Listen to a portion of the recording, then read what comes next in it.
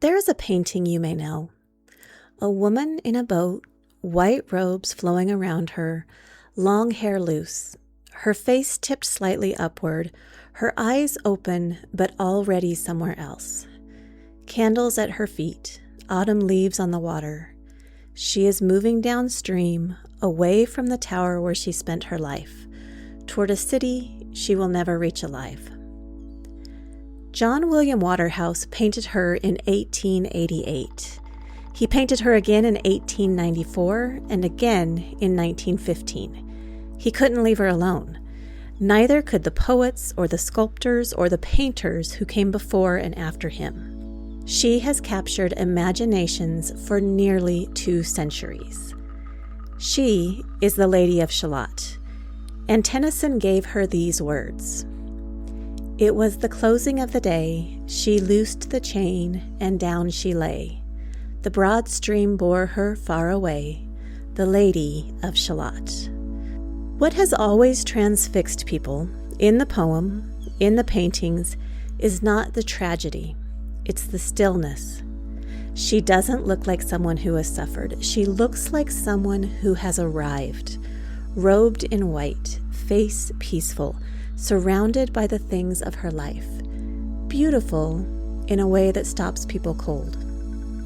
A gleaming shape she floated by, dead pale between the houses high, silent into Camelot.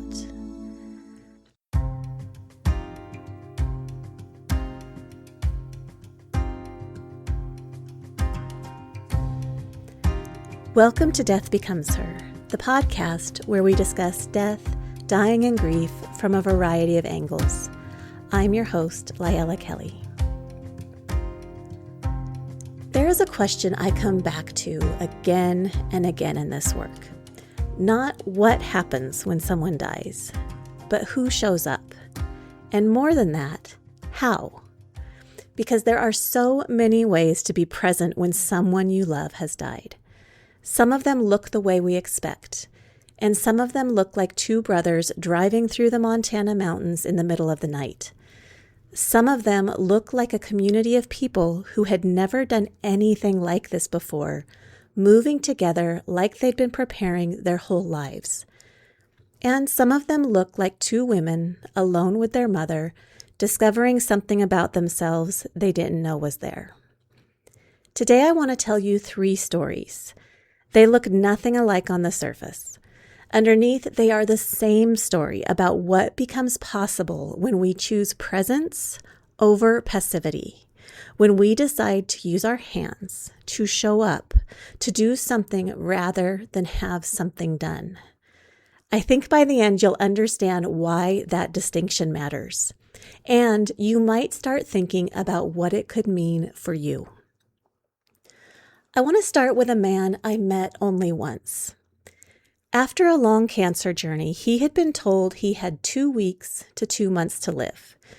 He chose to spend a portion of that precious, shrinking time sitting across from me, asking for something that sounded at first nearly impossible. He wanted a green burial. Not just any green burial, one in a specific place that held deep meaning for him. And when our conversation was over, he handed me a list of names, people that he trusted, people he believed would show up. The place he had chosen? Government-owned land, which means permits, permissions, bureaucracy, and the very real possibility that the answer would simply be no. That the thing he had asked for, the thing that mattered most to him at the end of his life, would be out of reach. I wasn't willing to accept that, at least not without exhausting whatever resources I could muster. We got to work on the government land angle, but as that was a long shot, I explored other options. The whole don't put all your eggs in one basket principle. I started making calls, reached out to ranchers in the surrounding area, wondering if any of the private land nearby contained historical cemeteries, because an existing cemetery, even a small historic one, would make a green burial far more straightforward. I contacted the local historical society. I put out an appeal on social media asking if anyone in our community owned land in that area and might consider allowing a green burial on their property. I was throwing everything at the wall, and it looked like I was going to come up empty-handed. And then he died. It hadn't been 2 months. It hadn't even been 2 weeks. It had been 4 days since I had met him. My heart broke when I got the call. We were supposed to have more time for him, more time to fulfill his wish. 30 minutes later, I got another call. Through tears, I answered and was told that we had been given permission. He could have his green burial. What followed was, and I won't sugarcoat it, a complete scramble. Logistics, permits, phone calls, permissions, paperwork. Nothing was already in place. The death certificate hadn't been signed, which meant we weren't able to do a private transport. We didn't have a green casket, and the funeral home was wondering if their vehicles could even access the remote location. There were so many details. And yet, 6 days after I met him, his homemade casket was transported in the bed of his friend's truck to a beautiful, secluded spot. I witnessed as he was laid to rest exactly where he wanted to be, in the way he wanted to be. His burial was green, simple, and sacred. His family, his friends, his workmates, none of them were experienced in natural burial, but they came together like they'd been preparing their whole lives. They carried him not only in body, but in purpose. His final request had sounded like a tall order, and yet they rose to meet it with determination and love. That's the power of clarity. That's the power of community. And that's the power of death to mobilize meaning.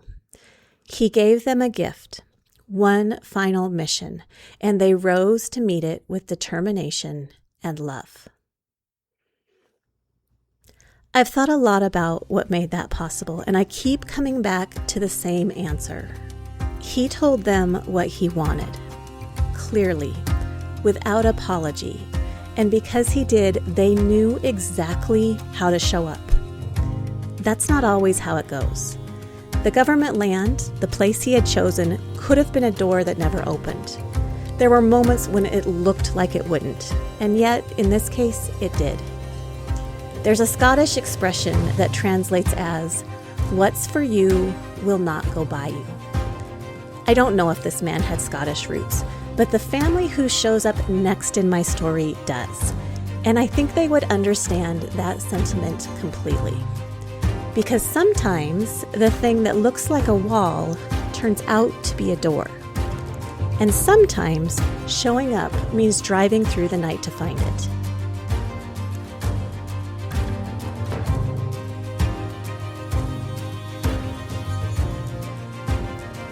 After what had already been a very long day, Shane buckled his dad into the passenger seat and pulled out of Missoula. It wasn't how he'd imagined their last trip together. But there he was, headed east on I-90, his father's brain riding next to him in a cooler, the Montana landscape rolling past the windows the way it always had. He had a handoff to make in Butte. His brother Ben was waiting. Don had Lewy body dementia. For years, the disease had been the one making the decisions. It took his cognition, his independence, his future. It took the life he and Chris had planned. It dictated the terms, and the family absorbed blow after blow with very little say in any of it. That's what degenerative neurological disease does. It doesn't ask permission. But Don had been a man with values. And somewhere in the long grief of watching him disappear, his family held onto the question that so many caregiving families eventually ask: is there anything else we can do?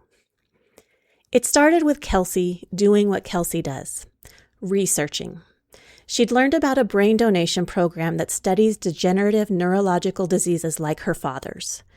Donating Don's brain after death could mean that his experience, his suffering, and his biology contributed to something, that future patients might be spared some of what her family had endured. There was just one problem. The logistics were nearly impossible. We live in Montana. We don't have an excess of pathologists, and we certainly don't have abundant direct flights to Los Angeles. The brain would need to be harvested by a pathologist within hours of death. The closest one was 2 hours away in Missoula. It would need to reach a direct flight to LA.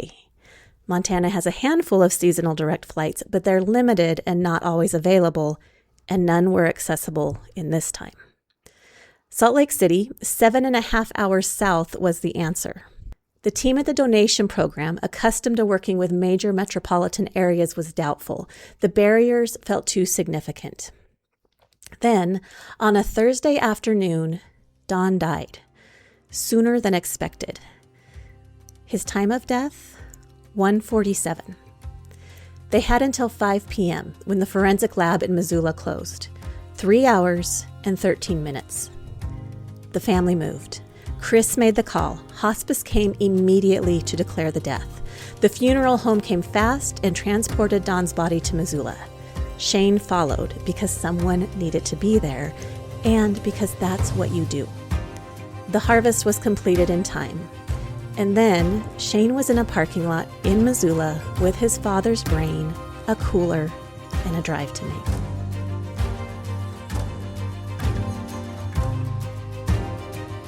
He buckled Don in and headed for Butte. I've thought about that drive a lot since Chris told me about it. What it must have felt like to be Shane in that car, the particular mix of grief and purpose, the way the task probably kept the worst of the sorrow at bay, the way caring for someone, even in the strangest of circumstances, is still caring for someone. Don had always been his dad. He still was. Ben was waiting in Butte.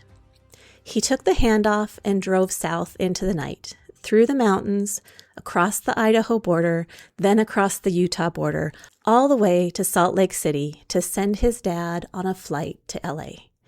The family was working against the clock to keep the tissue viable for research. Ben got Don's brain on a flight to LA.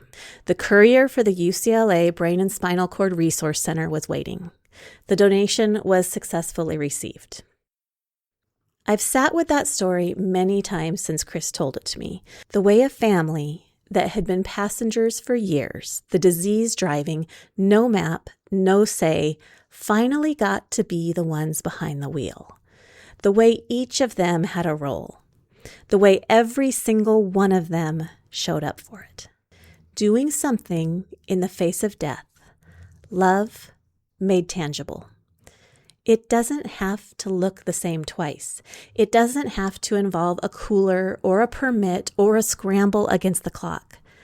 Sometimes it's quieter than that.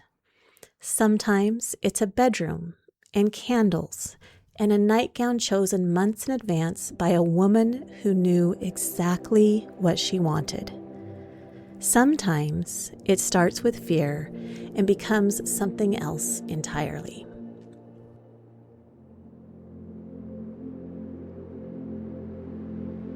I had a client, Monica. She was 75, single, 2 grown daughters, both in their 40s. She had been diagnosed with peritoneal cancer and given a short prognosis. And in the process of getting her affairs in order, the 3 of them and I had had a conversation about after-death care. Monica was immediately open to the idea.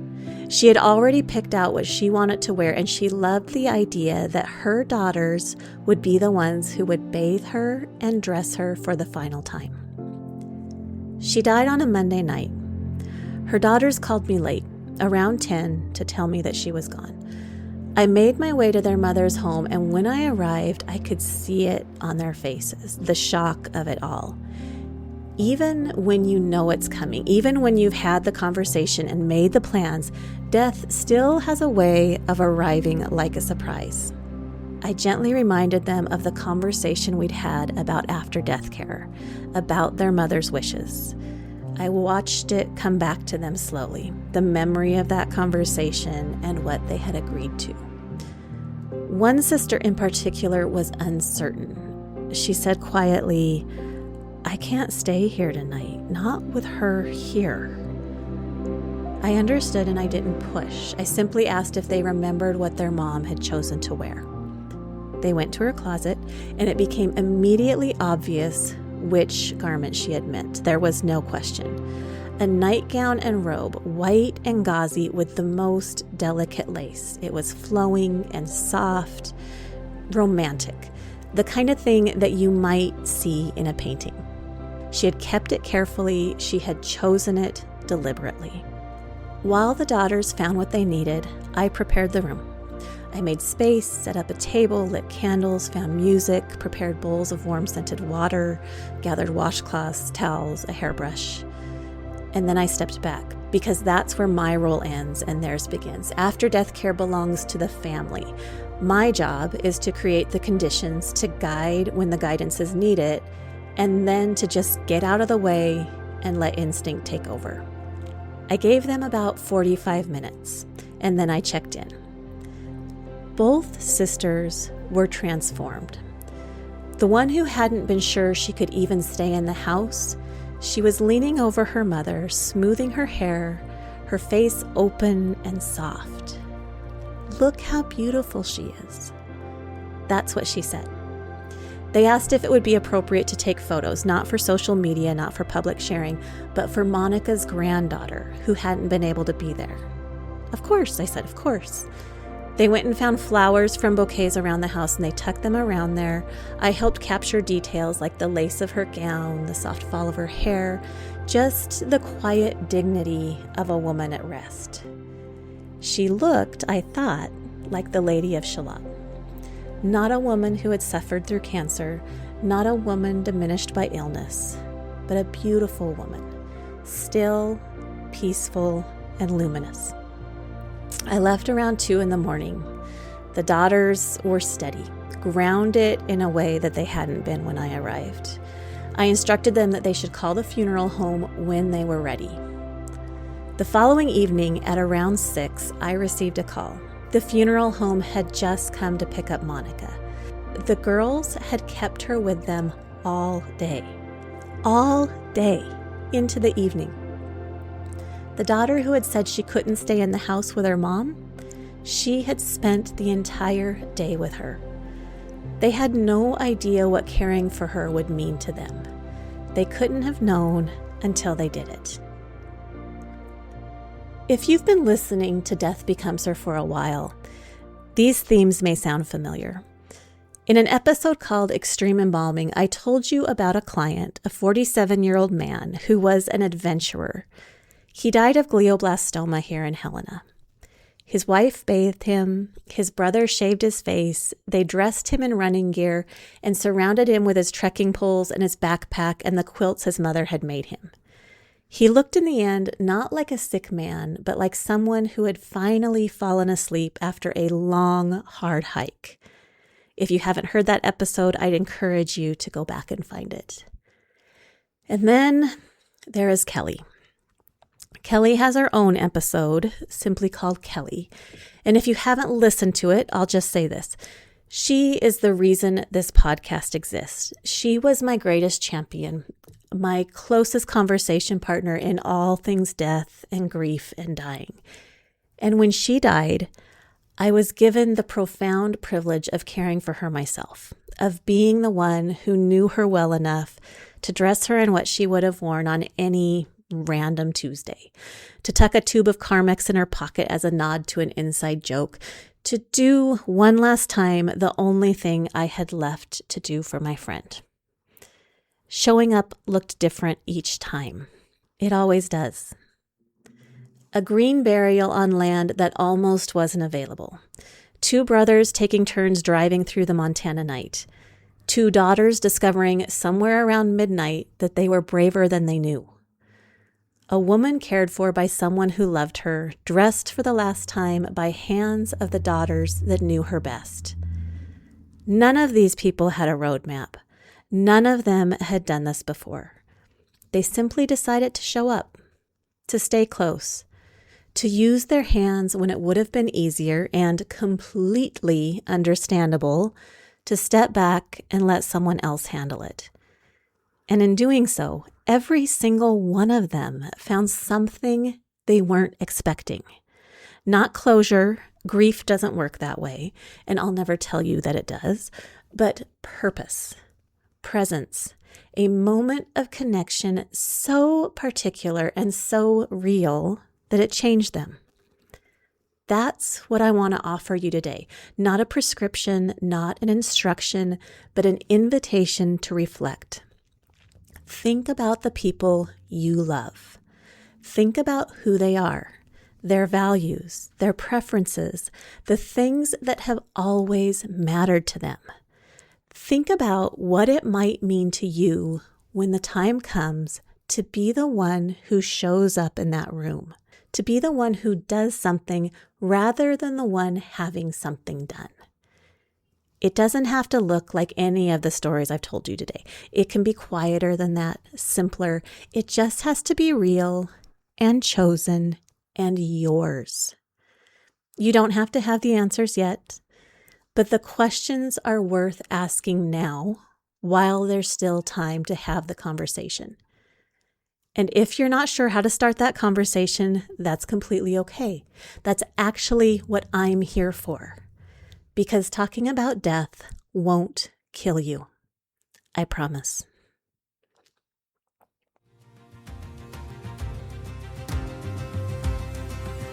Thanks for listening to Death Becomes Her.